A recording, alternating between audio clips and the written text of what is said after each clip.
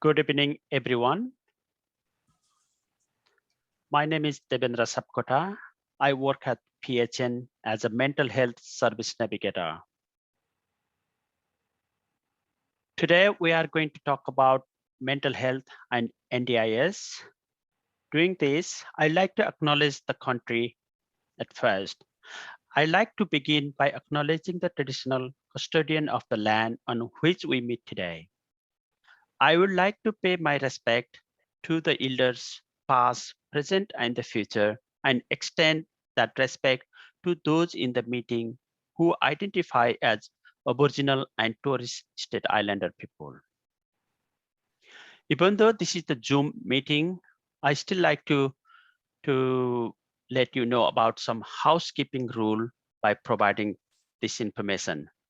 This session will be recorded. Everyone will be turned mute throughout the session. Therefore, if anyone has any question, please type in the chat box and we'll address accordingly. Inform us through the chat if you are sharing the same login with your colleague so that we can issue certificate separately and accordingly. Please, at the end of the session, complete the online evaluation form so that will let us to improve our program in the future as well. And the link will be posted in the chat. Please keep an eye in the chat box. All participants are required to stay for the duration of the meeting in order to receive the point and the certificate. We will issue the certificate within a week.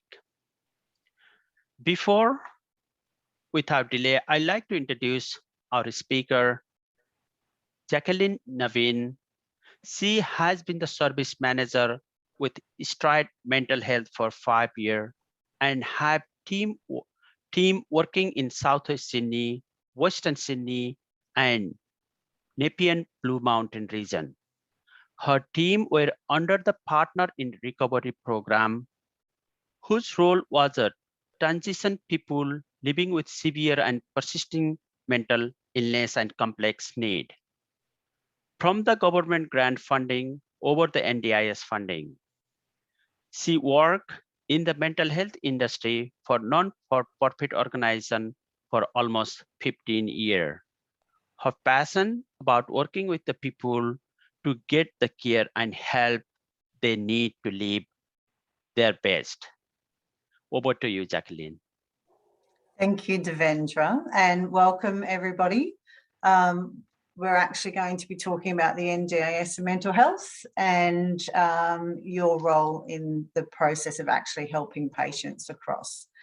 So today we'll actually be looking at we'll have an overview and an understanding of the NDIS, the background, NDIS versus mainstream responsibilities, the process overview, what NDIS support looks like with mental health, and how to assist individuals to access the scheme as a general practitioner and allied health practitioner.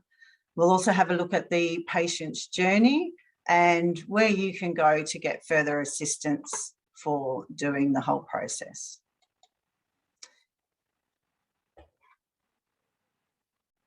So the National Disability Insurance Agency is the independent statutory agency, and their role is to implement the NDIS, the National Disability Insurance Scheme.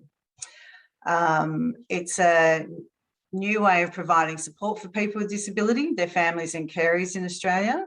It is a national program. The Commonwealth Government actually wanted a national approach to disability supports.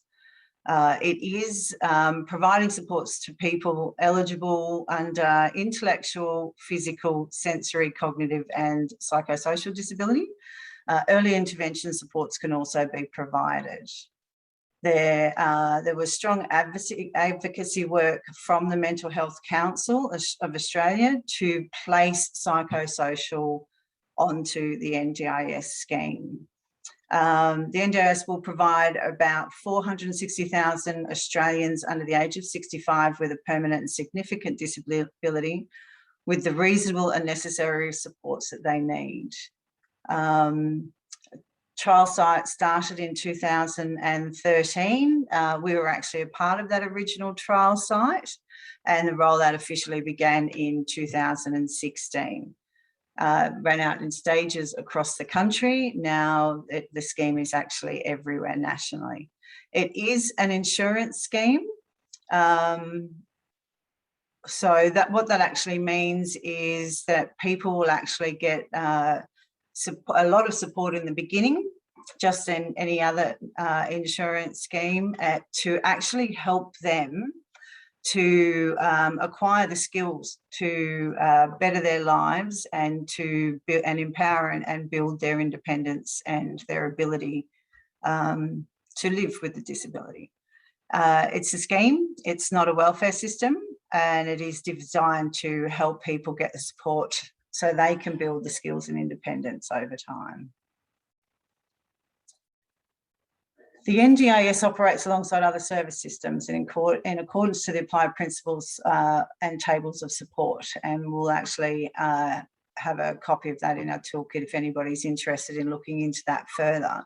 So basically what it means is it's actually not replacing any of the existing Commonwealth pro-service systems. So health, mental health, early childhood, transport, justice, aged care, employment, housing are all existing. The NDIS does not replace any of those. They actually are going to operate alongside them. This again is to actually provide a nationally consistent approach. All Australian governments, non-government organisations, business and the wider community have a role to play as well. And the interactions and connections between the NDIS and the other service systems are there to reinforce the obligations of those service delivery systems to improve the lives of people with disability in line with the National Disability Strategy. It is, again, not intended to actually replace any of those mainstream systems.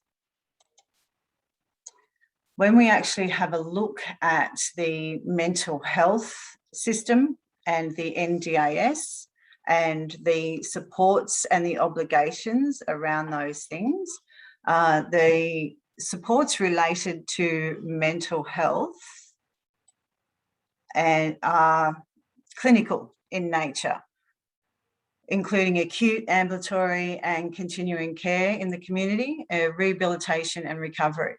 Early intervention supports related to mental health that are clinical in nature, including supports that are, again, clinical and that are for the child and adolescent developmental needs. Residential care, where the primary purpose for its inpatient treatment or clinical rehabilitation, or where the service models primarily employs clinical staff, and that's the primary difference there. Also supports relating to comorbidity with a psychiatric condition, where the comorbidity is clearly the responsibility of another service system. So, for example, drug and alcohol issues. So if people are actually living with current drug and alcohol, makes it very difficult to access the NDIS scheme, because the NDIS see that as an ongoing responsibility of the mental health system. The NDIS will provide engagement supports, personal care, community inclusion, planning and decision-making supports, and transport. So that are not clinical in nature and focus on the person's functional ability. The interface between the health system and the NDIS. So the health system is still responsible for providing diagnosis and assessment of health conditions, including mental health conditions and disabilities, medication, general medical and dental services and treatments, specialist services, hospital care, surgery and rehabilitation. Clinical care for mental health conditions, as we said before, palliative care, geriatric and psychogeriatric services, subacute rehabilitation and post-acute care, including treatment of wounds by a nurse, planning and preparation for a patient to return home after hospital, general hearing and vision services not related to a person's disability. So, for example, prescription glasses. The NDIS is actually going to assist in managing allied health and other therapy needed because of a person's disability. That includes occupational therapy, speech therapy, physiotherapy, personal care to assist with the day-to-day care needed because of a person's disability, and development of skills to help a person become more independent. Training of carers and informal supports to implement healthcare plans developed by health professionals. Prosthetics and artificial limbs. Surgery remains a responsibility of the health system though.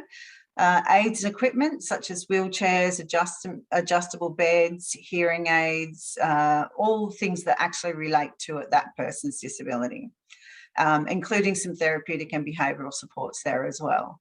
Home modifications also come under the NDIS, again, if it's due to that person's disability. There is, we will actually have a toolkit, and part of that will be the RACP, NDIS Guide for Physicians for NDIS health-related supports.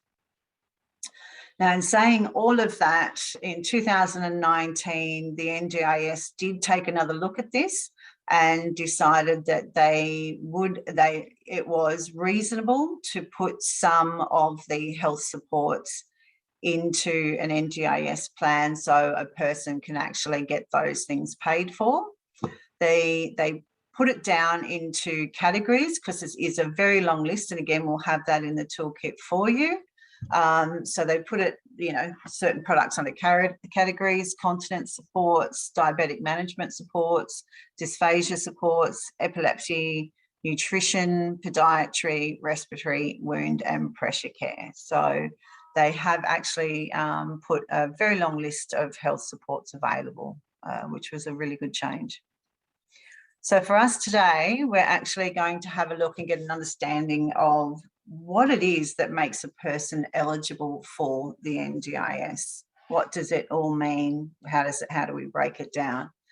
So first off, they need to be under 65 years of age. So they can be 64 when they make the application, as long as the application goes in before they reach that 65 years of age, because then they go on to the aged care services. Be an Australian citizen, live in Australia, and hold a permanent visa or hold a protected special category visa. Meet the NDIS disability requirements of a permanent disability that significantly impacts a person's ability to take part in everyday activities, or meet the early intervention requirements as well. The disability framework within that. So once they've actually had a look at the eligibility to apply, they'll have a look at the eligibility for the disability itself. So the NDIA must be satisfied that a prospective participant has a disability that is attributable to one or more intellectual, cognitive, neurological, sensory or physical impairment, or to one or more impairments attributable to psychiatric condition. So one disability in any of that. Obviously, some people may fit into more than one category, but it needs to be one. A person may satisfy the NDIS access requirements regardless of whether their impairment came about through birth, disease, injury or accident. To be eligible for the NDIS funding, the disease or medical condition must cause permanent impairment under any one of those categories and result in a significant disability.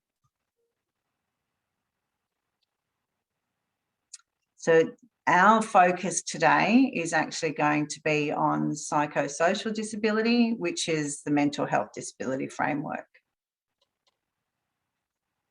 Psychosocial disability is used to describe the experience of people with impairments and participation restrictions related to mental health conditions. That's under the UN. That's under the UN Convention of the Rights of Persons with Disabilities. So whilst not everybody who has a mental health issue will experience psychosocial disability, those that do can experience severe side effects or severe effects of that and social disadvantage. A really good example of that is, we have people who live with schizophrenia. We know that's a permanent psychiatric condition. We know that it can actually have severe effects, but for some people living with that, they have actually managed to not have the functional impairments that can come through that. Another condition is bipolar. So we have people who are on this NDIS for bipolar, but we have others that, they have jobs, they are able to significantly contribute to society, and they actually don't need the NDIS. So it's not an automatic given. It's basically whether there's an impairment from the mental health condition. People who experience disability because of the mental health issue are likely to be eligible once they have explored treatment options as indicated by their clinician to resolve the mental health issues, and they call that clinical recovery. If they are completely recovered from a condition or can completely recover from a condition, then they won't necessarily actually be able to enter onto the scheme. The ongoing treatment in the scheme is just recovery oriented. So when we talk about the difference between the clinical recovery and the recovery oriented practices, the recovery is not necessarily, it's being able to live well with the condition. And the mental health condition also needs to be lifelong and need lifelong support to participate in the community and work. So the NDIS is about getting the supports needed to build and maintain the recovery. The term recovery is used widely throughout the mental health sector. It can have different meanings in different contexts. When people talk about mental health recovery, they're actively seeking to create a contributing life despite their mental health issues. As we said, living with them. This does not mean living without the symptoms of the mental illness or the impairments and disabilities that it can bring. Even for those people whose mental health issues are responsive to interventions, further episodes can occur. This can result in functional impairments and psychosocial disabilities that may be episodic or persistent, debilitating or long-lasting. So recovery is about achieving an optimal state of personal, social and emotional well-being as defined by the individual whilst living with or recovering from mental health issues. The NDIS will provide choice and control for participants. They get a real say in the supports that they get, the people that they work with, as opposed to when it was under grant funding, the programs were there, people just interacted with those specific programs. Now with choice and control, there is there's a lot wider options out there for people as to, who they have and how they utilize that funding. And it's all about increasing the independence and social and economic participation. The role of the GP and allied health professional in understanding how to actually assist somebody to get onto the scheme. So when your patients come in, helping them to understand the NDIS, guiding the patients through the access process, referring patients to NDIS community partners and other treating professionals for information and support where possible, providing evidence to support an access request, documenting that the patient has or is likely to have a permanent disability, and providing copies of reports or assessments relevant to the diagnosis, condition that help describe the functional impact of the impairment. To meet the NDIS disability rules, people have to have an impairment or condition that is likely to be permanent and significant and prevent everyday activities without support.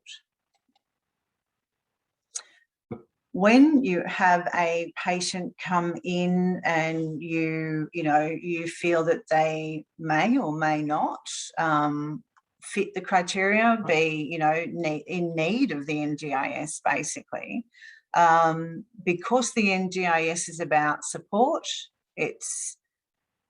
There's certain questions that you can actually ask to help that. So can they be understood by other people? Are they able to understand? So their communication skills, make and keep friends and cope with feelings and emotions. Understand, remember and learn new things. Get out of bed, move around the home and outside the home. Take a bath or shower, dress and eat. Do daily jobs, handle money and make decisions. So these are the things to have a look for. These are some questions that you can actually ask. And, if they struggle with any of these things, then, the NDIS might be appropriate from them. So we'll just have a little bit of a watch of a video now. And this will have a general overview of what we just said. And it'll explain a bit more about the functionality for the mental health, psychosocial disability side of things. Or equipment. Their application must provide evidence of permanent disability that requires lifelong support. GPs are often the first point of contact for people with disabilities and their families and play a critical role in individuals accessing the NDIS scheme in two ways: providing evidence of disability and evidence of functional impact. The NDIS application process. For an individual to obtain an NDIS support package, there are a number of steps. 1. To register, the individual should call the NDIA on 1-800-800-110. 2. NDIA posts an access request form to the individual. 3. Individual must make a GP appointment. They need to bring their access request form. 4. The GP needs to complete the access request form by considering the permanence and functional impairment of the patient's psychosocial disability. We will explain more about the functional impairment shortly. 5. The GP should ask if there is any supplementary evidence or if there are any other health professionals to assist with filling out the form. 6. The patient sends the completed access request form back to the NDIA. 7. The NDIA will contact the individual directly regarding the outcome of the application or if they require further information. Functional impairments resulting in psychosocial disability. To access the NDIS scheme, it is important for the health professional to understand the link between symptoms and functional impairment. Completing Section F of the Access Request Form is an NDIA requirement. In order to meet access requirements, you will need to show your patient has substantially reduced capacity in one or more of the following domains. 1. Self-management. 2. Self-care. 3. Social interaction. 4. Communication. 5. Learning. 6. Mobility. The most relevant for people with psychosocial disability are often the first 5 domains. Focus on the most impacted areas when completing Section F, remembering substantially reduced capacity must be demonstrated for one or more domains for patients to access the NDIS. Self-management. This covers such things as doing daily household activities, such as cooking or laundry, making decisions, handling and solving problems, managing money and budgeting, keeping safe in a home environment, taking responsibility and behaving responsibly, connecting to services. Let's consider a lived experience example. Without support, Mary cannot complete daily chores due to symptoms associated with schizoaffective disorder. Mary also has difficulty making decisions. Mary has difficulty paying bills and needs support around budgeting and managing daily life. Because of the psychosis and impulsivity symptoms of her mental health condition, Mary needs ongoing mentoring support and capacity building to complete daily chores and learn to spend her money more appropriately. Self-care. This covers such things as personal care and grooming, maintaining physical health, non-accidental self-injury, managing medication. Let's consider a lived experience example. Rob neglects to care for his own health and requires prompting and assistance to attend his GP for health issues or to check with a pharmacist for side effects of extra medication. Rob also requires prompting and assistance around regular eating, sleeping patterns, as he does not eat or sleep regularly due to the symptoms of his mental health condition. Social interaction.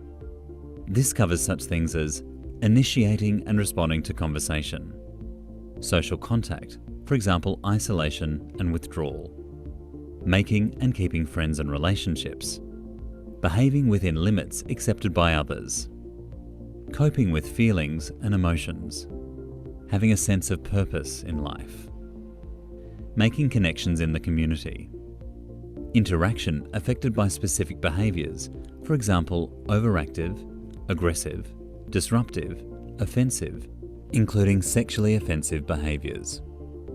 Let's consider a lived experience example. Borderline personality disorder impacts Jessica's ability to behave within limits accepted by others, cope with feelings, emotions, and maintain relationships. Jessica's impulsivity and lack of emotional regulation results in irrational behaviour towards others. Jessica isolates herself and is unable to stay in touch with friends and family. Due to these symptoms, Jessica finds it difficult to make and maintain relationships.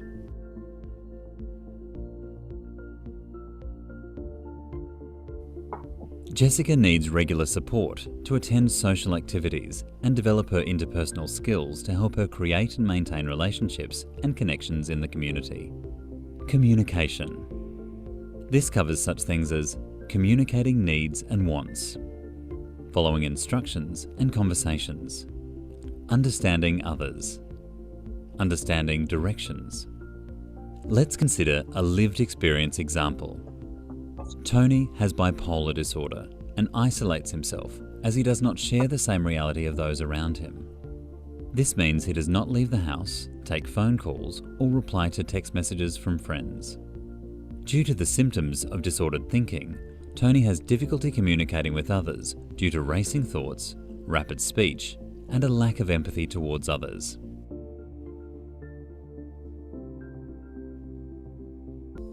Ongoing counselling and mentoring support on a weekly basis helps Tony build capacity to cope with symptoms and maintain communication with others.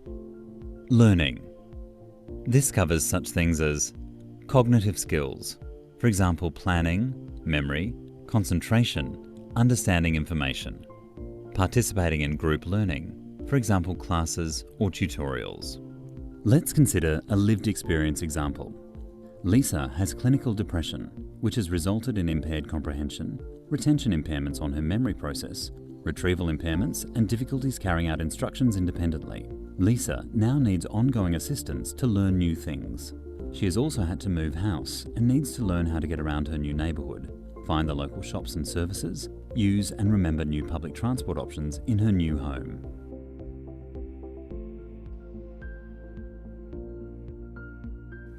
Ongoing learning support on a weekly basis will help Lisa to learn what she needs to manage in her home, interact in her community, and cope with symptoms of her mental health condition. Aftercare has an evidence matrix to assist health professionals in providing evidence of psychosocial disability. The matrix links symptoms to functional implications and support needs and assists completing the access request form. Copies can be obtained by contacting Aftercare. If a patient has a support worker, they should be able to provide valuable background to assist completing the access request form. Family and carers may also be able to assist in demonstrating functional impairment. Recap. For an individual to obtain an NDIS support package, Okay, so I've just stopped it there because there is a new streamlined access process that can actually be done now. Instead of the individual can still call the NDIA and get the form, but what they can actually do now is call the NDIA and talk to them and actually go through and start the process for the access request, which means the GPs, allied health professionals don't have to complete the full access request form now. They actually get a specialised streamlined one, which we'll have a look at in a minute. So that matrix is also part of the toolkit that we've actually got for you as well. Okay, so talked a bit about it there. We're now going to actually have an in-depth look, at the framework, the disability requirements under section 24. So there's actually 5 requirements to be met, and each one of these things needs to be met to be able to access the scheme. So we have to actually look at having the disability itself, and actually what that disability is, a permanence, so it needs to be classed as a permanent disability. That information comes from you. You actually, GPs can actually sign off to say, yes, we agree this is actually a permanent disability for this person. The functional capacity, as discussed in that video with the different sections under that one. And they only need to meet one of those functional capacity domains there. And all of these things need to impact on their social and economic participation. And lastly, the last criteria is to meet the lifetime of disability support requirements as well. For the purposes of becoming a participant of the NDIS, the focus of disability is on the reduction or loss of the ability to perform an activity which results from that impairment. The term impairment commonly refers to a loss of or damage to a physical, sensory or mental function.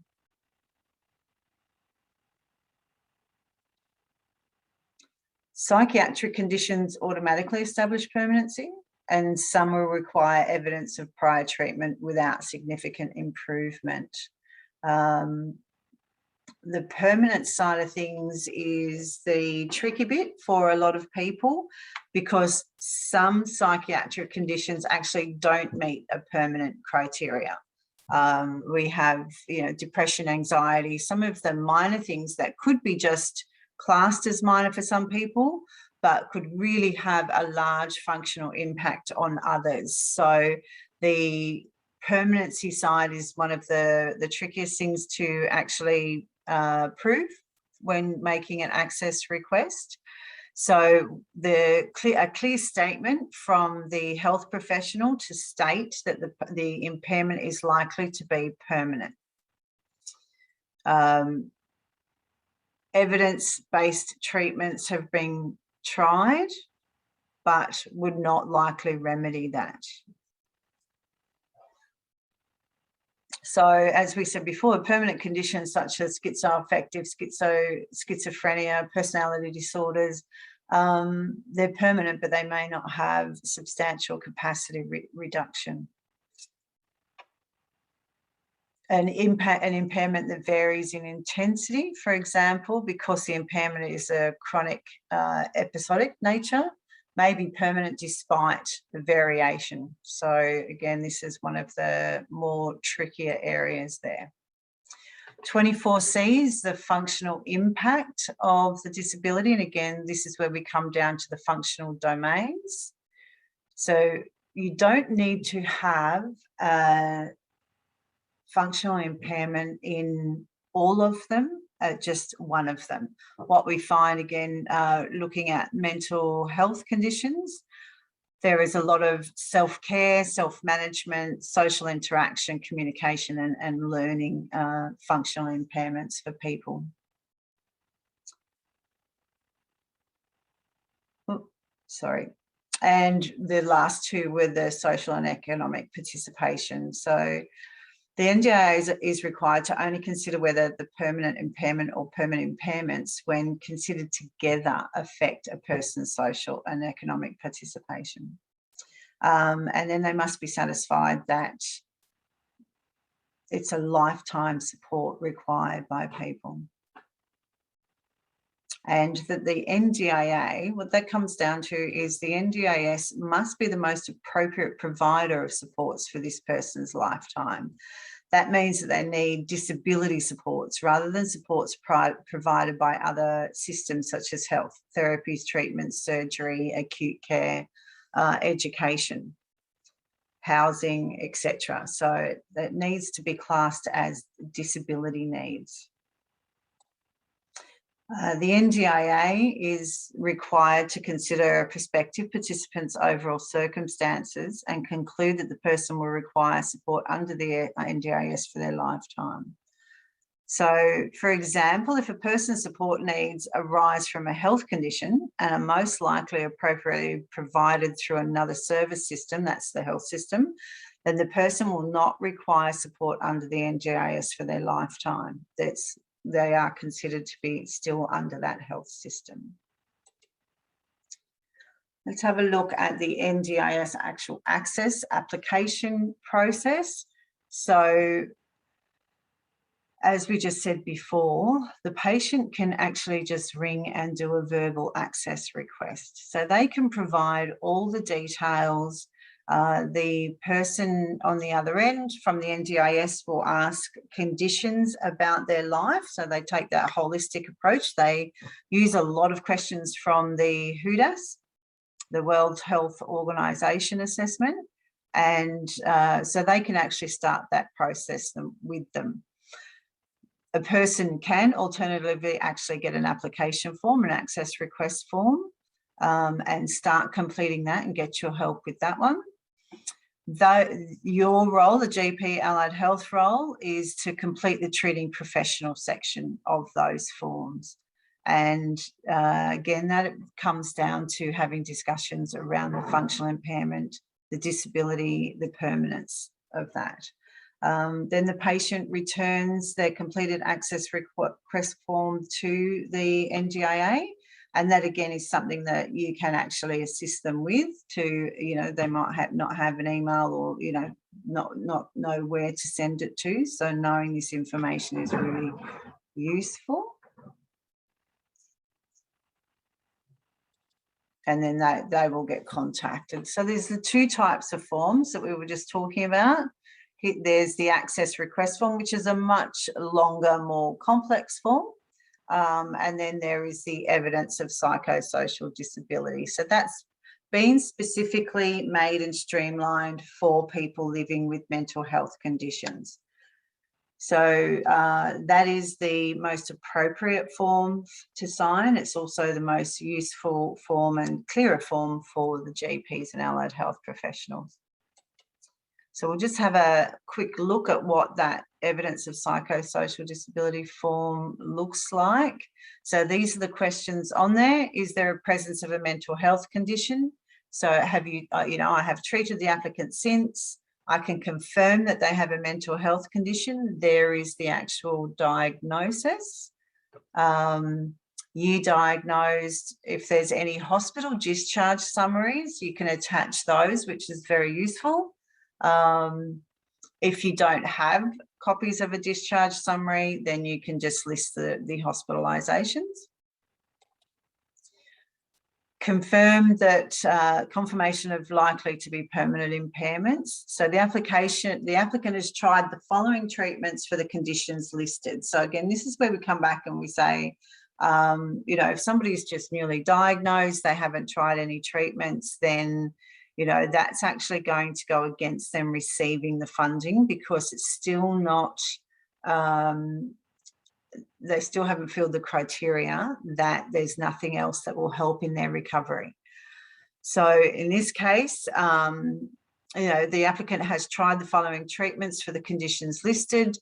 Treatment summary is attached, or you can actually list this table here is a list where you can list medications that have started, ceased, and the effects of those medications on the treatments, on the impairment themselves, on the disability.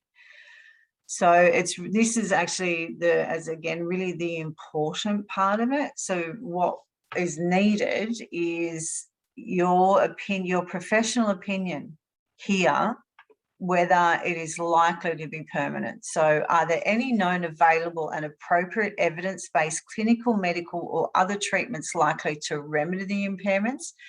If this yes is circled here, then that person is still the responsibility of the health system. They need to then utilise the health system's clinical treatments to keep trying until it is ascertained that that is actually not likely to help, or not likely to fix the problem, for want of better words. So this bit is really, really important. The person needs to have tried things. In your opinion, they need to, they need the disability supports now, as opposed to the health supports. Do you consider that the applicant's impairments caused by the mental health condition are likely to be permanent? So again, if the answer here is no, then they have to go back to the mental health system and keep trying different treatments to see what will help. So they won't get the disability supports in that case either. When it comes to those functional domains, what they're looking for is the link between the symptoms and the actual daily impact of a person. So, and again, we've got the, social interaction. There's some little things on there, keeping friends, interacting with the community. So these are the things that you can actually discuss. The other thing is that you can actually get help from other people to look at these domains, because we know as a GP, there's certain things that you won't necessarily know about your patients. So, and they'll have other support systems that might be able to actually assist with that part of the form. This is the disability functional matrix that we talked about. It's actually from Stride Mental Health. We used to be called Aftercare. What this really does, it's actually quite a useful form. When we're looking, you can actually sort of start to look from a symptoms point of view, and then go from there to see what fits into what domains. So down the side here, we have the different domains: self-care, social interaction, management, self-management, and obviously there's more to it for the mobility and learning, communication as well. So, if you actually have a look and that a person who's suffering from anxiety, then, you can actually have a look at the factors of the illness, then what it is and the symptoms of, and it gives a couple of examples on the observations, basically, of how that fits into a functional domain. So it's a really useful tool when having a look at the person's diagnosis, their symptoms, and actually putting it into the functional areas of their lives. So we'll have that in the toolkit as well. We have another scenario here. So Jo has a mental health condition that has resulted in a psychosocial impairment that will likely remain across her lifetime. She struggles with tenancy issues, which has on occasion resulted in homelessness. She has a loving and supportive family and a small circle of friends, but has difficulty interacting with strangers due to paranoia related to her mental health condition. So there we have the link between the symptom and the condition and the functional area that's impacting. Jo struggles with money management and decision making. She has formal guardianship, which is another thing that's really good to ask patients.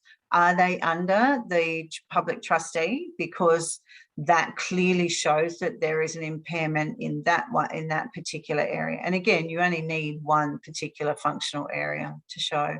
So her bills are paid by the public trustee, and she is provided with a small allowance per week to buy incidentals.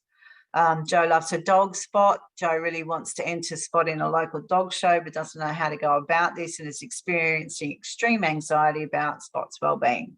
This has triggered a medication review as Jo's mental well-being has declined. So her self-management, the existence of the guardianship administration orders and limiting control over her own affairs, particularly financial, does demonstrate Jo has a substantially reduced capacity. Her social interaction, she has difficulties interacting with strangers due to paranoid thoughts, and that does impact her ability for social interaction. However, the fact she is usually able to maintain a small circle of friends likely means her capacity for social interaction would not necessarily be considered substantially reduced. So you can see there where there is a bit of a fine line. However, she gets onto the scheme with that self-management. Yes, she has the informal supports of friends and family, but that means that under the funding, she can also get support to, have a support worker with her to help her with Spot's well-being, to help her go into the dog show, whatever things like that, because the NDIS supports are people to help. So that's where she will fit into it. One very important thing with the NDIS is language. There's a lot of language keys that bring access and applications undone.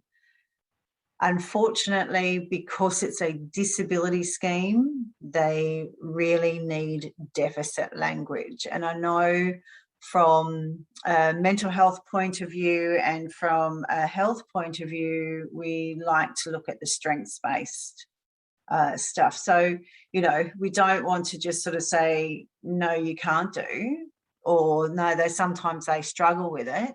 That's not the language for the disability scheme. They actually need cannot do, unable to do. Episodic is another thing. So we have a lot of people who live with episodic conditions that they can be going along just fine, and then something happens and they have acute episodes. The NDIS need to hear about the worst day rather than their good day. So acute episodes remain the domain of the health system. The NDIS want to know about someone's daily life rather than their worst and best days. If the condition is episodic, evidence should be based not on either their worst or best day, but rather general functioning in between their mental health episodes. So explain what their life looks like on a regular basis. Describing the disability, bringing in extra information about other things that are not related to the disability is not helpful. It can confuse the application. So if a functional deficit's not clearly linked to the disability in the evidence and the assessors are unable to determine if it is the disability or another health condition causing the functional impact, supports for that area may not be funded and the application may be rejected. So we need to remember that the assessors are not clinicians. We need to make it easy as possible for them to see how the disability causes the functional impact and requires support. So if somebody has a health condition that impacts their mobility, but it is actually not a disability, and we're actually trying to get them onto the NDIS for their mental health, then their mobility around, because of the health condition can impact the whole application. Conflicting health. So yeah, if evidence conflicts that they have to try to determine which evidence to take over another, the assessors can actually just reject the information. So when doing an access request, you really need to focus just on what's happening in their life that's actually causing a disability. The other thing is alcohol and other drugs. So if it's not current information, if they had, if it's an old AOD condition, if they've had all the treatments that they needed, then again, it's not part of this disability. So it's not relevant for that actual application and can be quite detrimental as well. So as we said before, if there are major current AOD issues, then that is still the responsibility of the health system. So, okay. Other documents that you can use for evidence. You don't need to, the more documentation you have is better, but too much is too much for the assessors as well. So having a look at any sort of medical information or, you know, any other documentation that you have, again, being very, very relevant to the disability that you're applying for the NDIS for. So any reports and evidence that from GPs, allied health professionals. So quite often people get behavioural reports or OT reports, things like that. Evidence from support workers. If they have support workers in any other sort of services, then they are really good to get that functional information from, because they're the ones that see them in a, you know, in their day-to-day lives. Specialist reports, hospital discharge papers. Again, as we said, the guardianship. If somebody has recently received and gotten onto the disability support pension, quite often the evidence that they put in for that is very relevant to the NDIS application, so that's helpful. Another one is a carer or the actual participant, the applicant statement themselves, because they're usually very articulate about what's going on in either their loved one's life or their life. So they're always very helpful as well. The LSP16, the life skills profile, that is actually part of that new streamlined evidence form anyway. You can fill, like the GPs can fill it out, the allied health professionals can fill it out, or if there is a support worker involved, they can complete that as well. And that's a really simple profile, not a very complex assessment at all. Okay, so sick of hearing my voice for a minute, I'll actually share a very short video from an NDIS assessor itself. My name is Sandy and I'm an Access Assessor within the National Disability Insurance Agency. I review evidence of disability against the NDIS legislation to determine if a person meets the NDIA's access criteria. My role is to support the access of your patient to the NDIS. What is the broader purpose of the NDIS? The National Disability Insurance Scheme, otherwise known as the NDIS, is designed to help Australians get the support they need so their skills and independence improve over time. To help me in my role, I need health professionals like you to understand and correctly identify your patient's disability needs and their eligibility to access the scheme. What are your skills and training as an access assessor? We have been trained in the NDIS legislation. We use the information provided by GPs and other health professionals to determine if your patient meets our access requirements. We rely on the level of detail provided by GPs to make evidence-based decisions. How can a GP support a person to access the NDIS? GPs assist patients to gather medical information around their disability and provide the NDIA with details about a patient's impairment and the impacts on day-to-day life. What do assessors look for when addressing a person's eligibility for the NDIS? The 5 key things I look for when addressing a person's eligibility for the scheme are: for age, a person needs to be under 65 at the time of submitting their access request, not at the time of the access decision. When looking at proof of age and residency, a few documents that can be used to verify proof of identity are a birth certificate, proof of age card, a driver's license, current Australian passport, citizenship certificate, a foreign passport, or a travel document that shows current visa details. Alternatively, if you have a Centrelink reference number, this is the easiest way for us to validate your proof of identity. When you come to details around permanency, we need to know if your patient's impairments are lifelong. Any information you have on your patient's treatment history would be really helpful to include. For functional capacity, we want to understand what type of support they need in their day-to-day activities, such as communication, mobility, social interaction, self-care, learning, and self-management. These are what we call domains. When we talk about lifetime approach, we want to know whether your patient will need support from the NDIS throughout their life. If your patient doesn't meet this criteria, early intervention could be an option. It's important to note that the NDIS is not designed to fill gaps. So consider whether your patient's needs might be better met through mainstream services, such as health or education.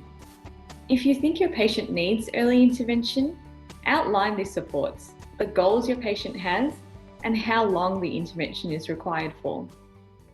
What are 4 useful tips for completing the treating professional section of an access request form? Tip 1.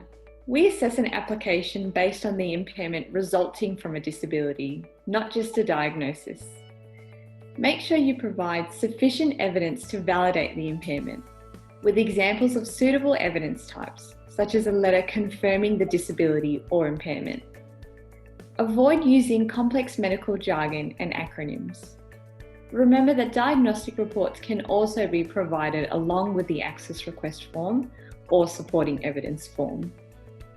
Tip 2. Provide detailed evidence around permanency, such as why the impairment is permanent. Make sure you provide information that all evidence-based treatments have been exhausted. If a patient has access to specialist reports, be sure to include them. Tip 3. Make sure you describe the functional impact of the impairment against the 6 domains. We only need a patient to be substantially reduced in at least one of those domains. Include information on what a person is unable to do without significant support. Detail any assistive technology your patient has been prescribed, such as prosthetics or a wheelchair. Include supports they need to participate in daily life. This could be assistive technology or a person in the community. Also state how often those supports are needed and for how long. And finally, tip 4. Are you the best person to provide this information? If not, consider referring your patient to the relevant health professional to best support your patient's access request. The NDIS website contains a suite of practical resources for GPs and other health professionals.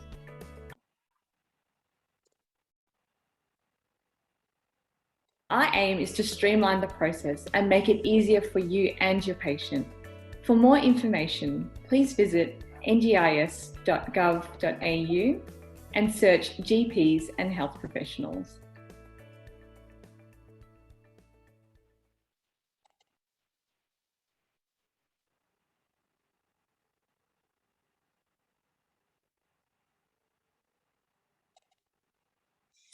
Okay, so we'll have a quick look at the patient's journey now. What does it look like for your patient once they receive access to the NDIS?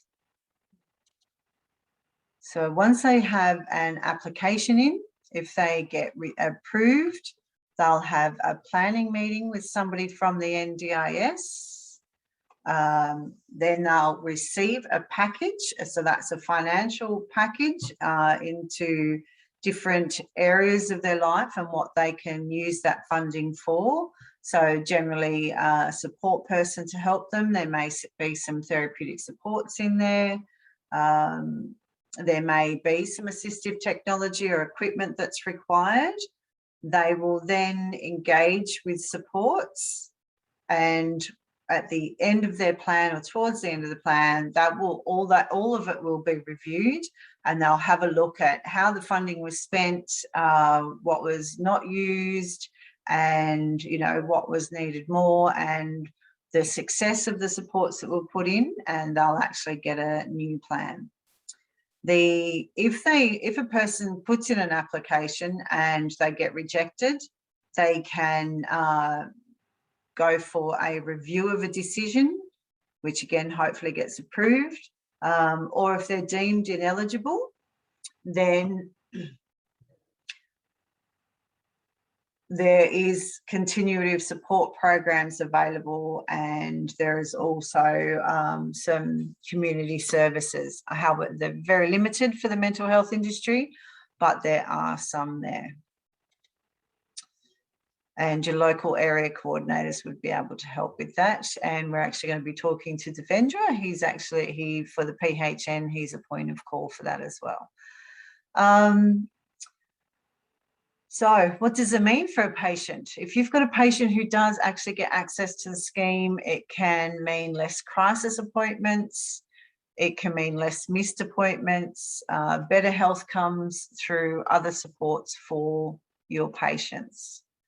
What comes next? You continue to provide the health supports, because as we said, though that hasn't changed, it just means that your patients now have other supports in place as well to help along with those things. Assist individuals with any NDIS review information. So they may come to you and ask if they want to increase their funding in any way in any certain area. If they felt that they didn't get enough, then you might actually be asked to help them with some more information for that review. And if you're an allied health professional as a registered NDIS provider, you can provide ongoing health supports under the scheme.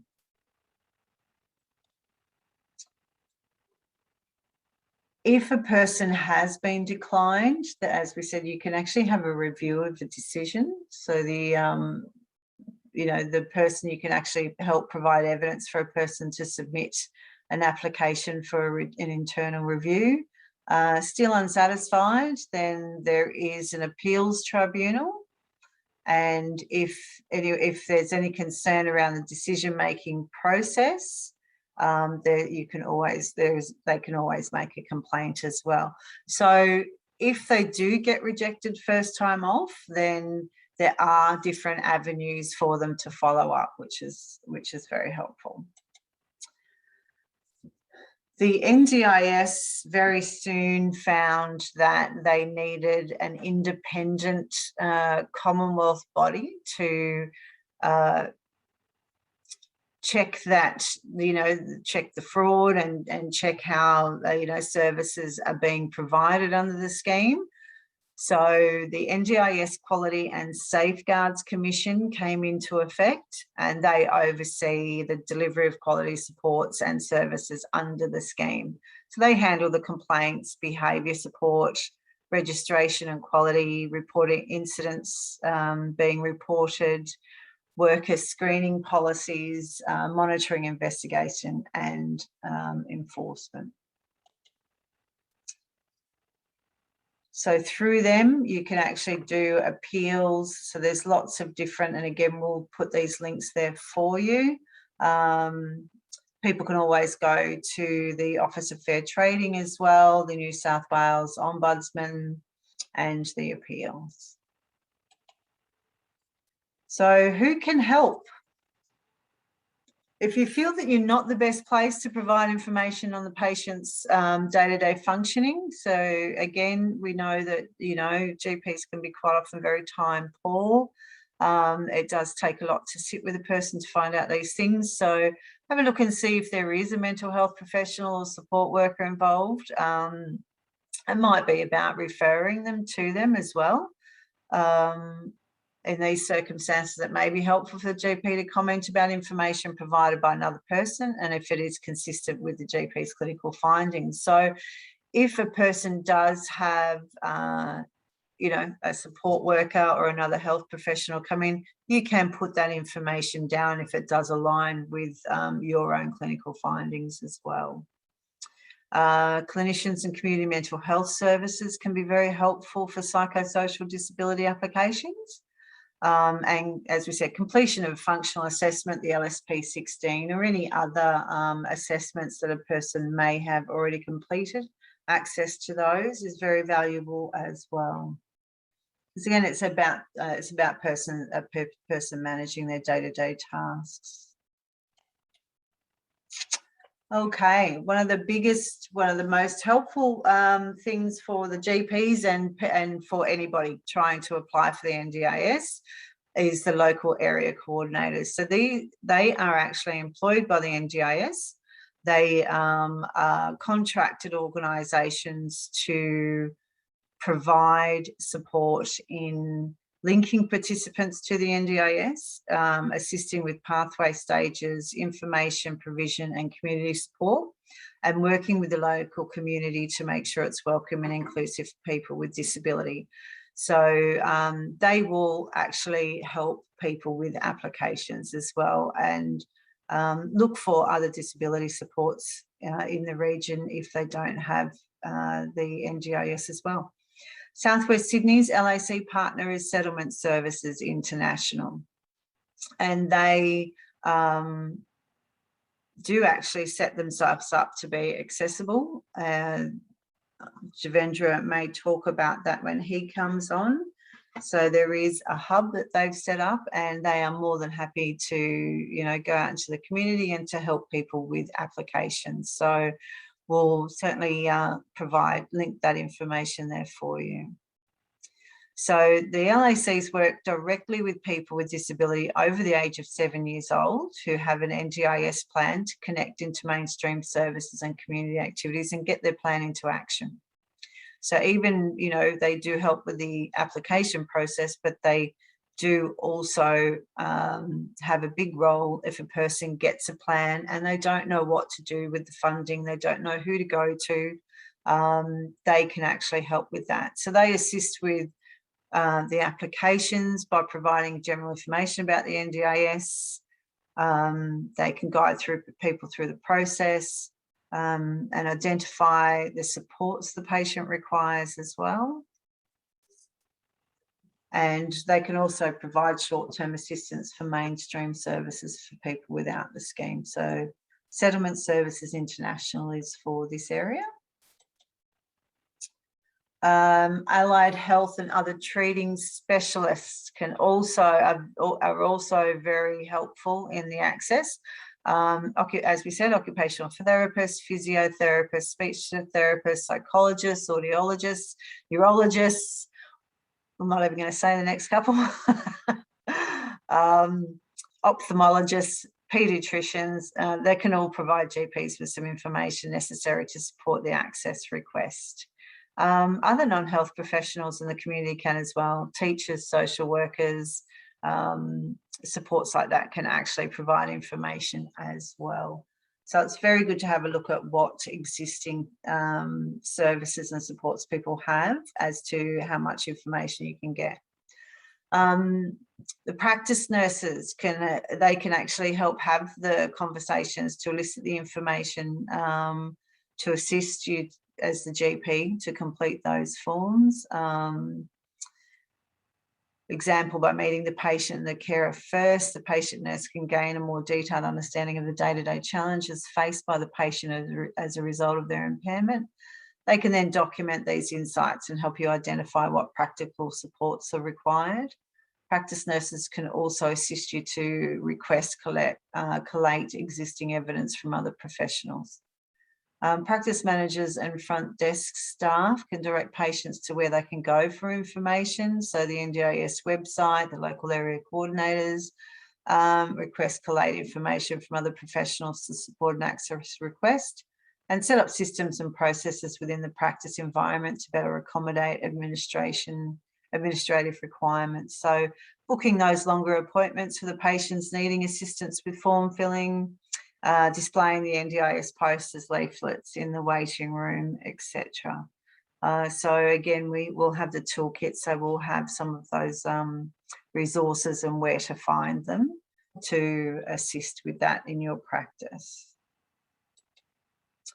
Okay, and finally the PHN, getting support for the PHN from the PHN as to what services they can, what they have in place for psychosocial disability to refer your patients to, where they can begin to get that support. And then, once they have that, then they can actually be a little bit further along in having the information for a really good application access. One of the things that the PHN does have is the Connector Hub. That's a program that helps provide people living with psychosocial disability support they need to have more choice and control in life and participate freely in the community. The program supports people who are living with severe mental illness to achieve their goals and improve their well-being. And part of their role is actually to assist with NDIS applications as well. And the Connector Hub is what has, they have partnered with the Settlement Services International LACs to get together and help the shared clients as well. So to gain access. Alrighty, so that's me. As part of the 2021 GP Mental Health and NDIS project, the Southwest Sydney PHN are providing a support worker to come to your practice and provide information and support to you, your colleagues and your patients on mental health and the NDIS. So targeting practices that feel that they do have a few people that would really benefit from getting the support in the practice. So, we can support the patients as well as the practice in, where the information is, and just, being present. We can actually make an appointment to come out and be there in the practice to discuss with your colleagues and your patients as well, and your practice staff. So thank you for listening to me and, being part of this presentation. Does anybody have any questions before we hand it over to Devendra to have a quick chat about his role at the PHN? Jackie, you mentioned the age of 65, but what is the lower age that the people are able to apply for the NDIS? There is there's actually 7 years and over. Prior to that, it's early intervention, but I have actually heard of people getting onto the scheme earlier than that. The early intervention plans for the young children tend to look very different, because what they're trying to do there is put into place those early intervention supports. So it's from 7 years of age. Prior to that, they're part of the early intervention scheme. Thank you. Does anybody have any question for Jackie?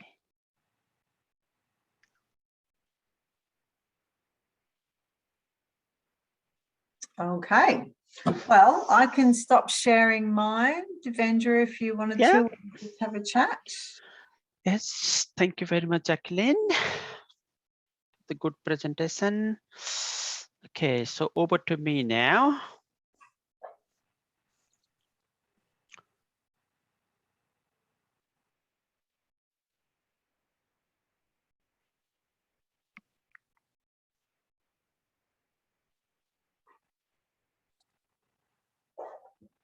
How can I show the camera, Stephen? Oh, okay. There we go. Good evening again. My name is Devendra Sapkota. I'm the Mental Health Service Navigator at PHN. So what does it mean? I'd like to discuss with you about my role and how I can support you in your practice. And also Jacqueline has mentioned a couple of things that I like to clear with that as well. So because of COVID, everybody knows that we have been locked down and it's very difficult to access the service face to face. But if your patient require any kind of support, I always reach out by phone or telehealth and any other form of communication skill that I'm always available to speak with the patient. And what does the mental health service navigator do? So what is my role? I normally link the people with the complex and persistent mental health illness and provide the support that they need. And I also assist with the referral and intake to the service commissioned by PHN and other services. I'm also the point of contact to provide the information to the consumer, their family, carer, and service provider who need further information in the Southwest Sydney region. So as a service navigator, I work with the consumer and their family and find the best service what is available in the area to support and help improve their well-being by contacting in the various team like the psychological, clinical, and primary care support that is available in the area. For example, that could be social group, psychological therapy, mental health professional, housing support, financial counseling, carer support, and physical health that they need. And if you have any client or any patient who like to speak about their mental health, they can always, you can ring me or you can give them my contact details that I'm gonna share with you later. And also at the end, I think we're gonna provide you this slide and all my information is on the slide as well. So what are the eligibility for these people? It should be severe or complex mental illness. They have to live and work locally, like Southwest Sydney region from Bankstown, Liverpool, Campbelltown, Southern Highland up to the Orange Caribbean.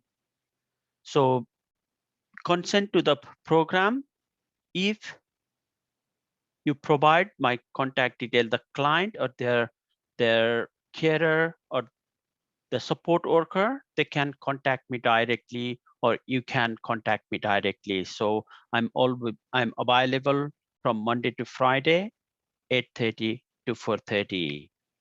So, but what I want to provide, I'm not the crisis or emergency worker.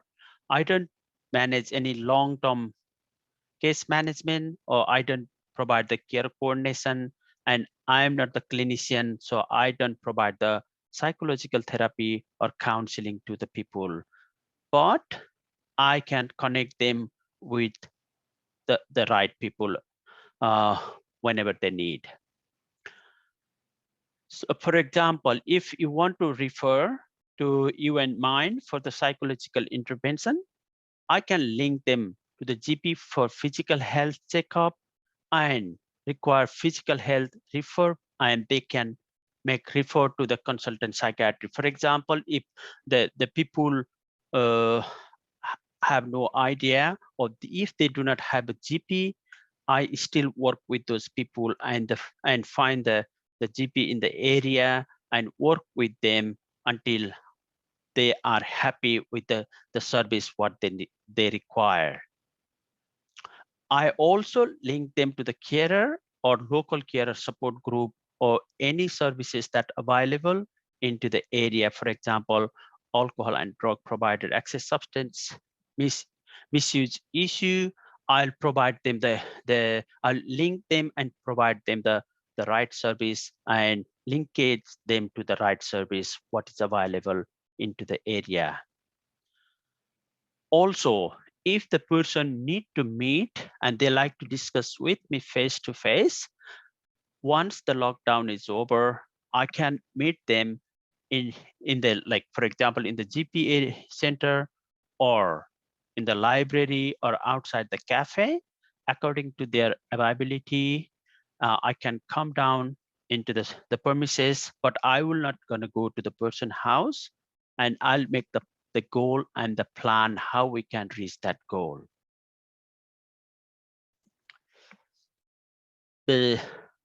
About me, I'm local. I live in Campbelltown for last 8 years. I work in the general practice before, and this program has been launched in 2021, June 2021. Because of the COVID, we are not able to come and visit you and provide all the information. But if you need, I believe we have your email address, then I can attach all the form that including my contact detail. So if you have any client that you can start to refer me. All my services, they are free and confidential, and with the local knowledge and with the local experience, I will always find the right service and support to improve the well-being and mental health recovery plan for the client when they're necessary. I also provide them the information and the advice for the health professional and the service provider if they need any query about the service.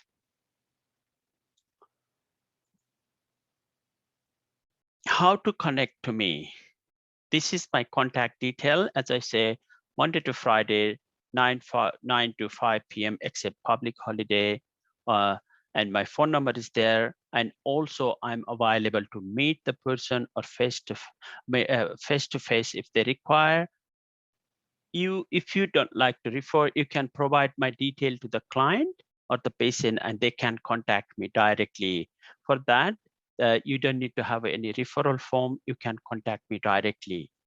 So I had a go, Jacqueline, talking about the information, how we can support the client, especially NDIS. If any NDIS client come to you and they require to fill up the form, and I know all the general practitioners, they are very busy because of the long form that they need to fill up.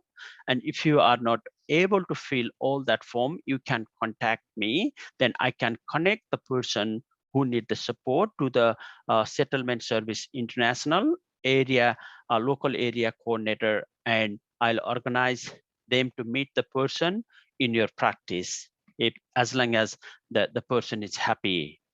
So another things, if the person is rejected from the NDIS and they still need the support, you again contact me, then I'll find the service what is available in the area. But as Jacqueline said, is very limited because of the mental health support. The support is very limited into the area. Is there any question that anybody like to ask?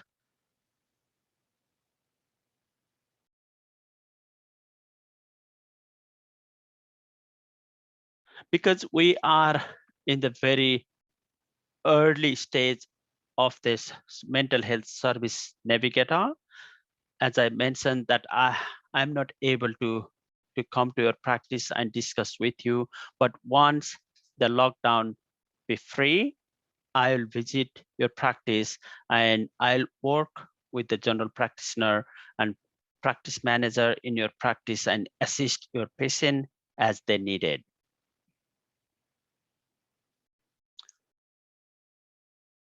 And there is a recovery point that is from the PHN. The people can download this app and it provide all the mental health information with their concern about their mental health, their family, their friend who live in the region, in Southwest Sydney region. And this app is a free, and they can chat with uh, uh, with them and also get the information and support. These are the quick and easy access information about the mental health, and it's 24-hour helpline, phone, chat, or email support. What the patient is or client is comfortable, they can use the easy way how they like to connect and get the information from the recovery point. So this is the information all about the service, mental health service navigator. Once it's lockdown over, I'm gonna send into your practice, and you can have a look about this. What are the services that is available in Southwest Sydney PHN, and how to contact me or how to refer the patient to me. So it's the same, and that's it from me. Thank you very much. And is there any question that you like to ask?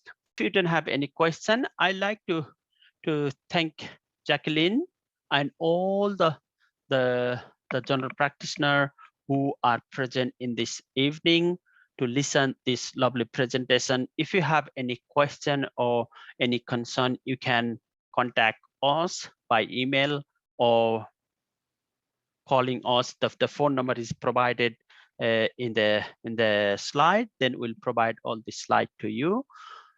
Otherwise, just stay on the line. I think you need to fill up the survey form.